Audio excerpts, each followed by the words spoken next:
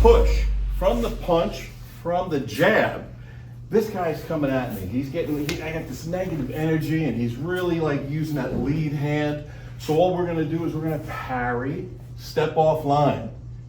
He's throwing that big haymaker. I'm getting out of the way. I'm gonna parry again, check. Nice kick to the knee. Gonna arm hug.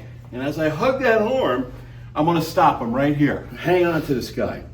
I'm gonna feed the wrist to a gooseneck to that opposite hand. Reach on over with that opposite hand, I should say. And now what we're gonna do is get him off balance. So he's feeling pressure in the gooseneck. I got a little bit of a neck crank here. Get him off balance. And there it is. That's my target right there. Boom, right to the side of that neck, away in defense. So one more time, again, confrontation. Out. Hug, goosenecks, wrench. Go about my business.